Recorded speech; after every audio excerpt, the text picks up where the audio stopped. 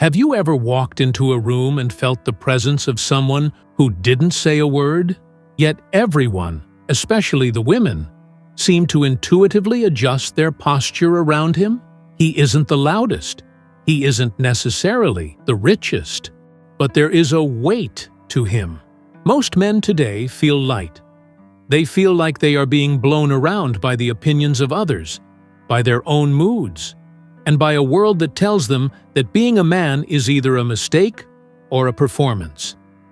If you're watching this, you've probably felt that invisible drain. You've noticed that the more you try to please, the less you are respected. The more you check in to see if she's happy, the more distant she becomes. It's a paradox that drives men into a quiet kind of despair. You're doing everything you were told to do, being nice, being available, being supportive, and yet you feel like a background character in your own life. There is a reason for this, and it has nothing to do with your bank account or the car you drive. It has everything to do with a concept Carl Jung spent his life studying: integrity of the self. In the next few minutes, we're going to look at what it actually means to be a man that a high-value woman doesn't just tolerate, but deeply respects and desires. We aren't talking about alpha tropes. We are talking about becoming a man who is so grounded in his own reality that he becomes the gravity in the room. The problem of the mirror man. Most men are mirror men. They wake up and they look at the world, their boss, or their partner, to figure out who they should be that day. If she is in a bad mood, his day is ruined. If the world is chaotic, he becomes chaotic. He is a reflection. A woman can sense a mirror man from a mile away. And here is the truth that is hard to swallow. A woman cannot feel safe with a man she can move. If her emotions, her whims, or her anger can knock you off your center, she realizes, subconsciously, that you cannot protect her from the world. If you can't even protect your own peace from her, how can you protect a family from a crisis? Being the man every woman wants starts with the death of the nice guy persona. Jung talked about the persona, the mask we wear to be liked. The nice guy wears a mask of constant agreement because he is terrified of conflict. But a man who is afraid of conflict is a man who is afraid of the truth. When you agree with everything she says just to keep the peace, you aren't being kind. You're being a coward. You are trading your soul for a quiet evening. She doesn't want your agreement. She wants your presence. And presence requires having a spine. The power of the monster in the suit. Jung famously said, "A harmless man is not a good man. A good man is a very dangerous man who has that under control." This is where most modern advice fails. We are told to be harmless, but harmlessness is not attractive. It's boring. What is attractive is restrained power. Think about the archetypes we see in stories. Why is the hero attractive? Not because he's a bully, but because he has the capacity for violence and chaos, yet chooses to use it for order and protection.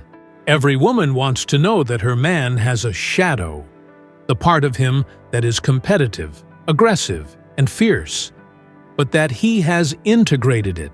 He doesn't let the shadow run his life, but he doesn't pretend it isn't there. When you suppress your masculine edge to be polite, you lose your spark. You become fine, and fine is the death of desire. To become this man, you have to stop apologizing for your ambition. You have to stop apologizing for your boundaries. If someone disrespects your time, you don't let it slide to be nice. You address it, not with a scream, but with a calm, cold clarity. That clarity is what creates attraction. It shows that you have a territory that you guard. If you don't guard your own dignity, she knows you won't guard hers. The architecture of purpose. There is a deep-seated biological need in women to find a man who is going somewhere. In your 30s, 40s, and 50s, This becomes the primary differentiator. Most men are drifting. They go to work, they come home, they scroll on their phones, they wait for the weekend. They have no North Star. A man without a purpose is like a ship without a rudder. He is a burden to everyone on board. When a man has a mission, whether it's building a business, mastering a craft, or providing a legacy for his family, he develops a specific kind of energy. He becomes unavailable in a way that is magnetic. Why is this magnetic? Because it tells a woman, I am not the center of his universe. That sounds counterintuitive.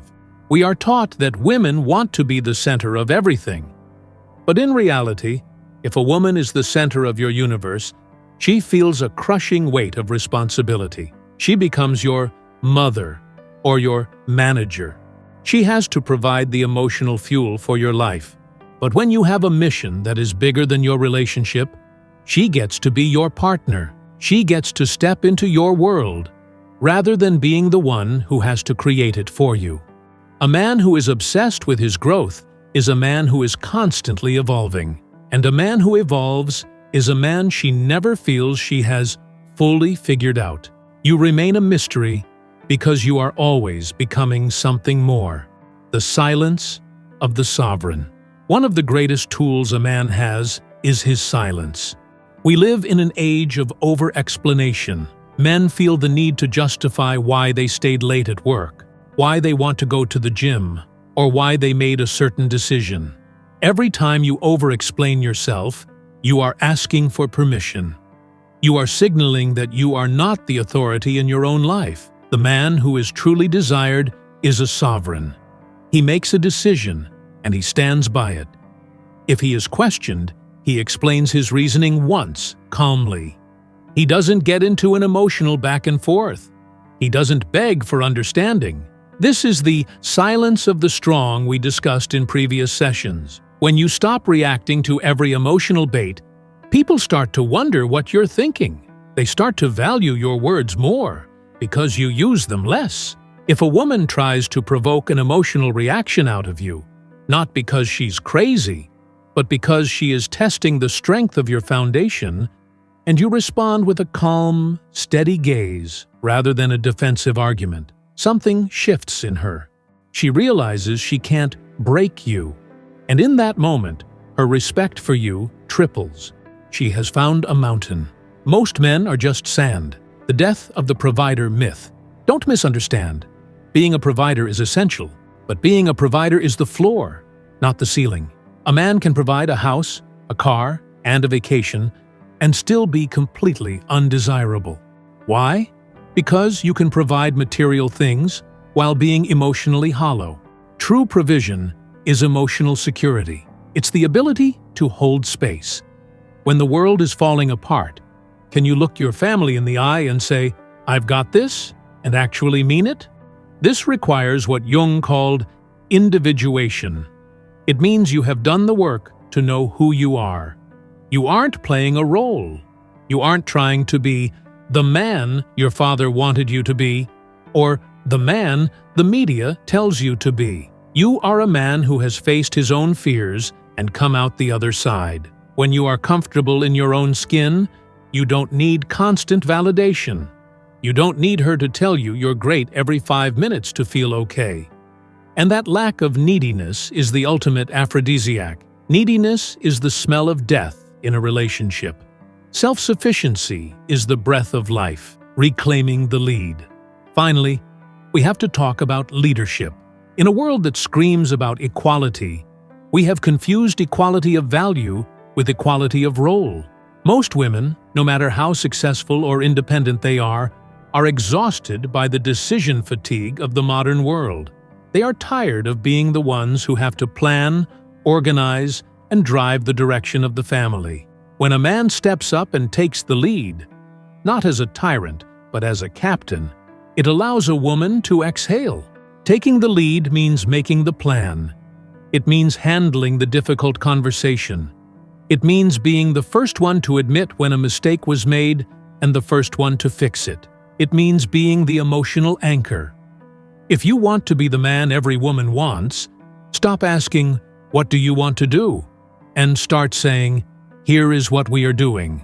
It's a small shift in language, but a massive shift in energy. It shows that you are willing to take the responsibility for the outcome. Most men want the rewards of being a man without the responsibility of the lead. You cannot have one without the other. The invitation. Becoming this man isn't about a weekend transformation. It's about a daily commitment to your own excellence. It's about choosing the harder path. It's about going to the gym when you're tired, because a man's body should be a reflection of his discipline. It's about reading the book instead of watching the show, because a man's mind should be a weapon. It's about standing your ground when it's uncomfortable, because a man's word should be his bond.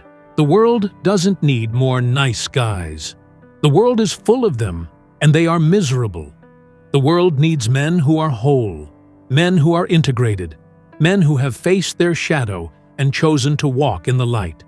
When you become that man, you won't have to chase anyone. You become the destination. Think about your life right now. Where are you being light? Where are you being reactive? Where have you traded your truth for a bit of comfort? The path to being the man you were meant to be is right there in those moments of discomfort. Stop running from them. Embrace the silence. Build your mission. Protect your peace. Because at the end of the day, a woman doesn't want a man she can control. She wants a man who has controlled himself. If this resonates with you, it's because you've known this truth all along. You've just been waiting for permission to act on it. Consider this your permission. Go out and be the gravity. Subscribe.